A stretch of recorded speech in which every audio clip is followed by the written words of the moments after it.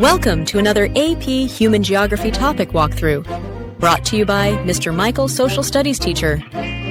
This video is here to help you fill out your lecture notes, understand the big ideas, and maybe even laugh once or twice. So grab your notes and let's get started. Welcome to 5.10, Consequences of Agricultural Practices. It's giving "we solved hunger but accidentally triggered environmental plot twists." Your objective is simple but not mid. Explain how agricultural practices have environmental and social consequences, not just what farmers do, but what happens because they do it. Practices like slash and burn agriculture, irrigation, terrace farming, draining wetlands, shifting cultivation, deforestation, and pastoral nomadism all alter the landscape. That means humans reshape the physical environment, creating a new cultural landscape. Slash and burn, short-term soil nutrients from ash, long-term deforestation and erosion. Irrigation, more water for crops, but misuse it and you get soil salinization. Salt builds up, plants say no thanks, yields drop. Pastoral nomadism, move animals to avoid overgrazing, but stay too long and boom. Desertification villain arc, drain wetlands, more farmland, yes, but lose biodiversity and natural flood protection. Certified risky trade-off. Everything in this image looks like agriculture is slaying. The real question is, are these practices sustainable long-term, or are they low-key cooking the environment instead? Let's lock in the exact what you must be able to explain goal, because this unit is about consequences, not vibes. All right, besties, this is where we lock in the actual mission. No side quests, no NPC behavior. Your objective is to explain how agricultural practices have environmental and social consequences. Not just farmers grow food, slay. No, we're analyzing impact. Environmental effects of agricultural land use include pollution, land cover change, desertification, soil salinization, and conservation efforts. That's not random. That's the whole plot. Pollution. Think fertilizers, pesticides, herbicides, chemicals entering soil and water, land cover change, forests turning into farmland, main character crops, side character ecosystems getting deleted, desertification, fertile land becoming infertile, usually from overgrazing or poor land management. Certified environmental big L, soil salinization, salt building up from irrigation when water evaporates faster than it's replenished. Plants trying to absorb water like, respectfully, I can't. And conservation efforts? That's humans realizing, wait, maybe we should not speedrun ecosystem collapse. Then we've got the practices themselves, slash and burn, terraces, irrigation, deforestation, draining wetlands, shifting cultivation, pastoral nomadism. These don't just happen, they alter the landscape. They reshape the physical environment and create a new cultural landscape. This unit is not about vibes, it's about consequences. And speaking of consequences, let's zoom into one practice that literally rotates land like it's in its crop era and see what happens when the soil doesn't get enough recovery time. Fields rotating like it's a crop multiverse. Welcome to shifting cultivation. Look at that diagram on the right. Forest, fire, crops, repeat. It's giving agriculture in its rotation arc. Shifting cultivation is practiced mostly in periphery and semi-periphery regions, South America, Central and West Africa, Southeast Asia. Farmers clear a plot of land, grow crops for a few years, then move on once the soil becomes infertile.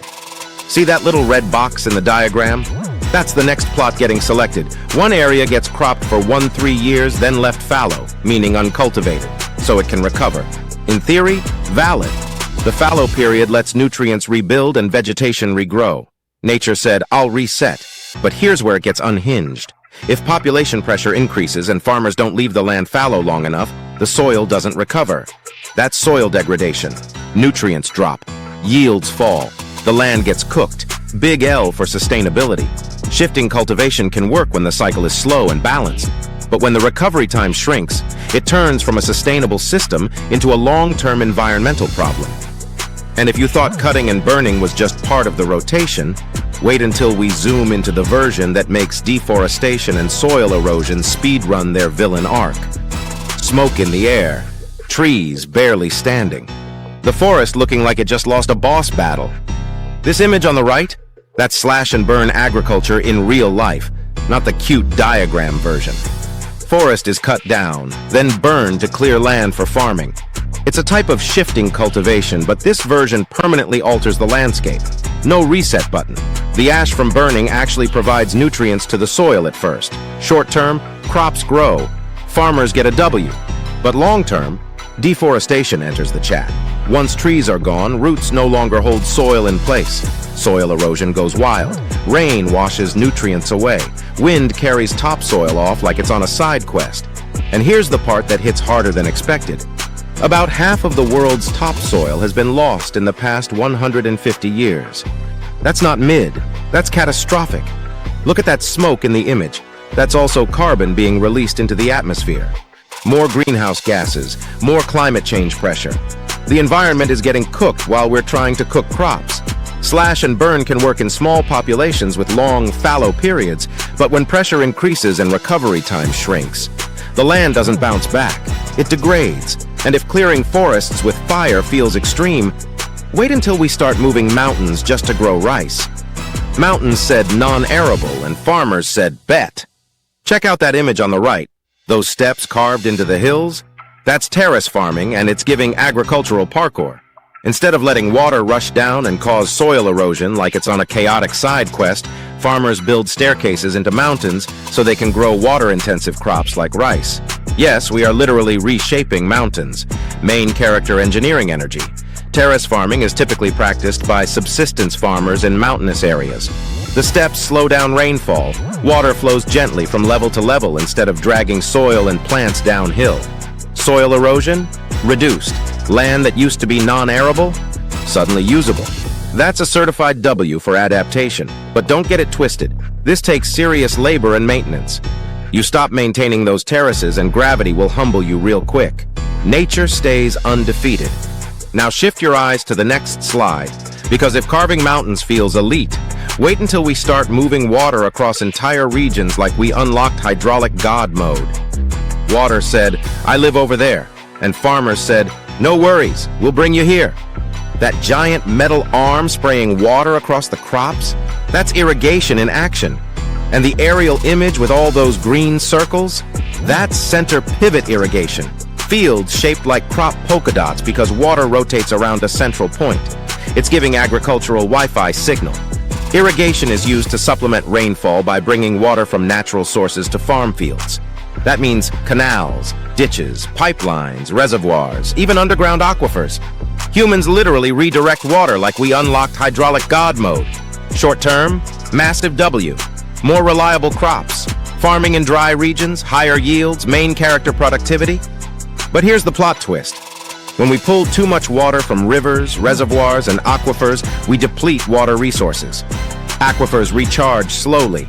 Use them too fast and groundwater levels drop. Rivers shrink, lakes disappear. That impacts the cultural landscape and the people who depend on those water sources.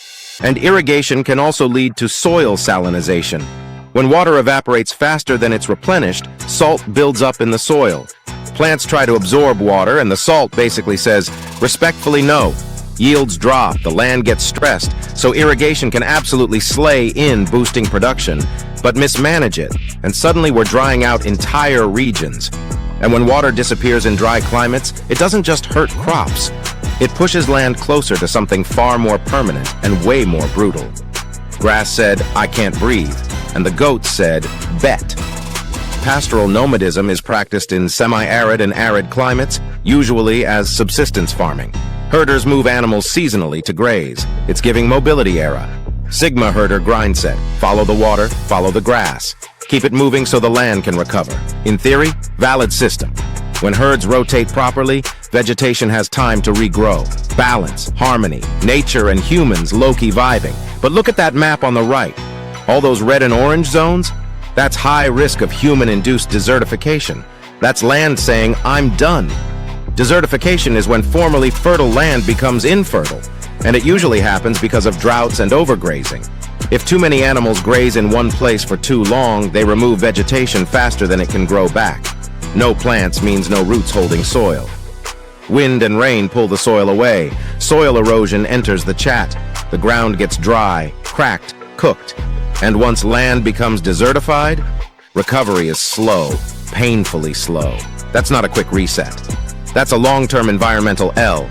Pastoral nomadism can be sustainable when movement patterns are balanced.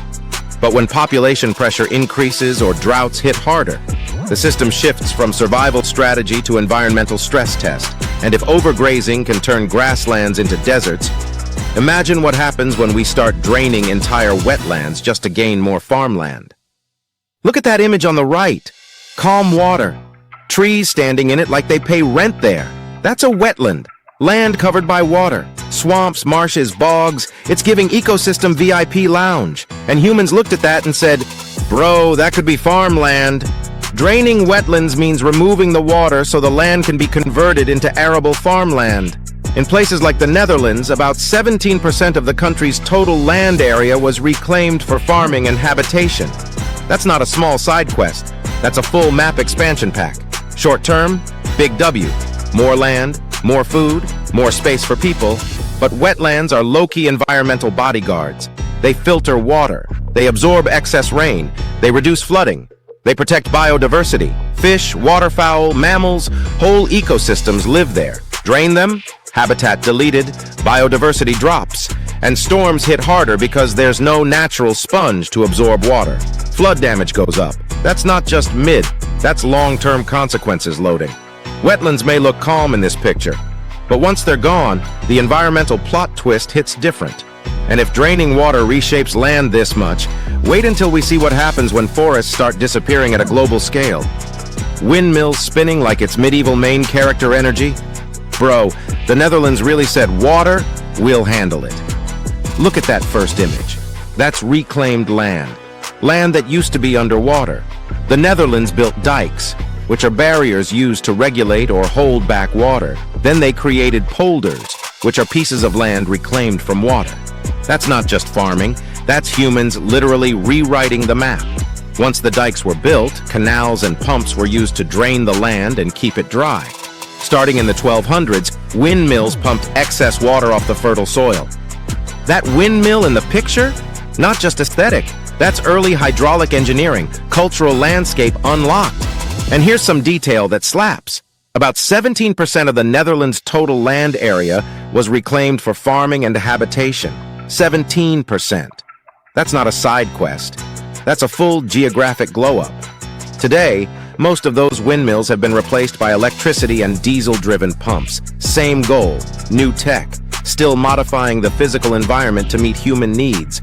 Which brings us to the bigger idea. Humans modify the physical environment to suit their needs, and that shapes the cultural landscape.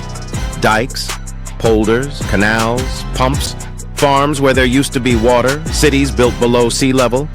That's not nature deciding. That's humans engineering their environment. And if this is what we can do to coastlines, imagine the global scale consequences when agriculture keeps transforming ecosystems everywhere. Bro, we just leveled up into the, human said, nature, I got this era. This is basically the thesis statement of the whole unit. Humans modify the physical environment to suit their needs, and that modification creates the cultural landscape. In other words, we don't just live on the land, we customize it. We said, nice river, I'll move that. Cool swamp, I'll drain it. Cute hill, terrace time. Every farm field, irrigation canal, terrace step, dike, and polder is proof that humans are out here reshaping Earth like it's a sandbox world. And now we pivot, because when we modify the environment to grow food, there are consequences. Welcome to the environmental effects of agriculture, where the land claps back. Let's zoom in. Okay, but tell me why agriculture really said, let's feed billions, and accidentally unlocked the pollution expansion pack. Demand for meat goes up. Farmers scale up livestock production. Suddenly we've got concentrated animal feeding operations just sitting there like, what if we stored millions of gallons of manure in outdoor lagoons? Those brown ponds? Not chocolate milk, not aesthetic. That's animal waste marinating in the sun. And inside that waste, bacteria, nitrates, the kind of stuff that loves to sneak into groundwater through runoff and contaminate water sources. Drinking water gets compromised, people get sick, rivers get stressed, nature is not thriving, and we're just getting warmed up. Enter pesticides and herbicides, chemicals sprayed to protect crops and maximize yields, which sounds responsible. until rain shows up and says, "I'm taking that with me." Runoff carries those chemicals into streams and lakes, contaminating water and damaging wildlife habitats. Fish are confused, birds are stressed, ecosystems are catching strays. Meanwhile, modern agriculture runs on machinery, synthetic fertilizers, and transportation powered by fossil fuels. Translation: increased greenhouse gas emissions. Agriculture isn't just changing the land, it's contributing to climate change. So yes, humans modify the physical environment to create a cultural landscape, but sometimes the cultural landscape fights back, and pollution is the receipt. Let's talk about what happens when irrigation leaves the land salty, literally.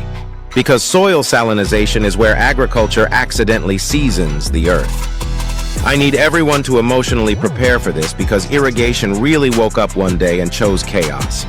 Soil salinization is what happens when we water crops and accidentally turn the ground into a giant salt flat. Here's the sequence. You irrigate the land, water soaks in, sun shows up and says, "Evaporation time." The water leaves. The salts dissolved in that water, they stay behind. No Uber, no return trip, just vibes. Now do that over and over and over again. Congratulations. You've built a salt collection in your soil. That white crust you see on the field? That's not frost. That's not aesthetic. That's sodium pulling up uninvited and setting up permanent residence. And here's where it gets tragic. Salt interferes with a plant's ability to absorb water. So even when water is present, crops act like they're dehydrated. Nutrients get stripped, yields drop, farmers are confused, the soil is stressed, the plants are stressed, everyone is stressed, and this problem is rapidly increasing as more land comes under heavy irrigation and wetlands are drained. Translation: short-term agricultural gains. Long-term soil betrayal. It's giving "I tried to help but made it worse." And if you think that's dramatic, wait until you see what happened when entire rivers were diverted for irrigation in Central Asia. Okay, imagine this. You come back from summer break, and your entire sea is just gone. That's basically what happened to the Aral Sea in Central Asia. And no, this is not dramatic exaggeration. This actually happened. So back in the 1960s, the government was like, "We need more cotton." And cotton needs water, a lot of water. So they diverted, which means redirected, the rivers that fed the Aral Sea to irrigate desert land for cotton production. At first, everyone was probably like, "Huge W, more farming, let's go." But here's the part where it gets bad. When the rivers stopped flowing into the Aral Sea, the sea started shrinking, like actually shrinking, year after year. Water levels dropped. And when water disappears, the salt stays behind. So the surrounding soil became salinized, meaning salty and less fertile. Crops struggled, and the water in the sea became saltier too. The fish couldn't survive. The fishing industry collapsed. Boats were literally left stranded in the middle of a desert because the shoreline moved that far back. Imagine parking your boat, and 10 years later, it's just sitting on dry land. Now, the Aral Sea is about 1/10 of its original size. 1/10. This is what happens when irrigation and river diversion aren't managed sustainably. It didn't just change the physical environment. It completely reshaped the cultural landscape. Jobs disappeared. Communities were disrupted. An entire regional economy based on fishing basically ended. All because humans thought, "We just need more cotton." And the sea said, "Bet." So that's how one decision to redirect rivers for agriculture turned an entire sea into a cautionary tale about environmental consequences. Now let's look at what happens when land doesn't just shrink. It starts turning into desert. Imagine being a rainforest. You're just existing, biodiverse, thriving, minding your chlorophyll, and then humans show up like, "This would be incredible if it were cows." Deforestation is the large-scale clearing of forests, especially tropical rainforests like the Amazon and forests in Indonesia and Malaysia. And it's not random, it's demand-driven. More beef, clear land for cattle grazing. More timber, logging industry pulls up. More subsistence farming, slash and burn enters the chat. More global snack foods and cosmetics. Palm oil plantations say, "Hello!" It's basically, we need land. Forest. For what? Humans, yes. Now here's where it escalates. Trees store carbon. When they're cut or burned, that carbon is released as greenhouse gases.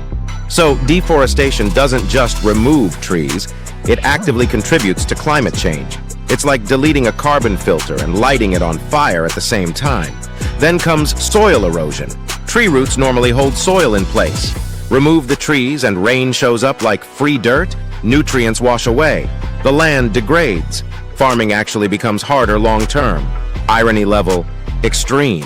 And biodiversity? Rainforests are some of the most biologically diverse places on Earth. When forests are cleared, habitats disappear. Species lose shelter and food sources. Some decline, some go extinct. That's not dramatic. That's irreversible. And here's the wild part. It's not the same everywhere. In the Amazon, livestock is a major driver. In Southeast Asia, palm oil dominates. In parts of Africa, small-scale agriculture plays a larger role. Different causes, same result, forest gone. And when forests disappear long enough, the land doesn't bounce back. Sometimes it shifts into degradation, and sometimes it starts moving toward desertification. And that's when the real environmental spiral begins. But if you think deforestation happens for just one reason, zoom out, because different regions lose forests for completely different pressures, and we are about to break down exactly who's driving it where. This chart is basically the who's wrecking the forest and how leaderboard, because deforestation is not random. It has main characters. Look at the Amazon. Livestock? Boom. Large-scale agriculture? Boom. Small-scale farming? Also boom. It's like everybody showed up to clear trees. Now look at Southeast Asia, places like Borneo and Sumatra. You see that pulp plantations and large-scale agriculture pressure? That's palm oil energy. That's commercial agriculture saying, we need more land. And then you've got logging, mining, infrastructure, even hydroelectric power showing up in different regions like side quests that somehow still destroy the map. So it's not one villain, it's cattle grazing, it's commercial farming, it's slash and burn, it's roads, it's dams, it's everything stacking, different regions, different pressures, but same result. Forest loss, biodiversity decline, and more greenhouse gas emissions. It's like every region has its own deforestation starter pack. This is the headline, the main character statement. When agricultural production increases, the environment does not just politely sit there and clap, it reacts. Because every time humans say, we need more food, that means more land, more water, more chemicals, more livestock. And when you scale up farming, you scale up impact. Forests get cleared, wetlands get drained, soil gets stressed, water gets polluted, greenhouse gases increase. It's like agriculture leveled up. And the environment took splash damage. So this whole section is basically one big question. What actually happens when we push agriculture to produce more and more? Let's break down the receipts. All right, besties, deep breath. Let's recap before your brain fully logs out. Agriculture increases, environment reacts. We modify the physical environment to create a cultural landscape. But every time we expand production, we expand consequences. More farming equals more deforestation, more pollution from fertilizers, pesticides, and animal waste, more greenhouse gases, more soil issues like salinization and erosion. It's basically feed the world, but also environmental consequences speed run. Agriculture doesn't just grow crops, it reshapes ecosystems. So here's the real question. If agriculture keeps expanding to meet global demand, what happens next? Bonus question time. Okay, but imagine telling future generations, yeah, we needed slightly cheaper hamburgers, so we deleted a rainforest. Here's your bonus question. If global population keeps growing and demand for food keeps increasing, can we realistically expand agricultural production without causing more environmental damage? Or are environmental consequences basically unavoidable? And don't give me vibes, give me evidence. Use something specific. Deforestation in the Amazon, soil salinization from irrigation, the Aral Sea disaster, pollution from livestock waste, and explain whether innovation and conservation efforts could actually offset those impacts. Is sustainable agriculture a real solution? Or is it low-key just damage control? Drop your answer in the comments and back it up with examples.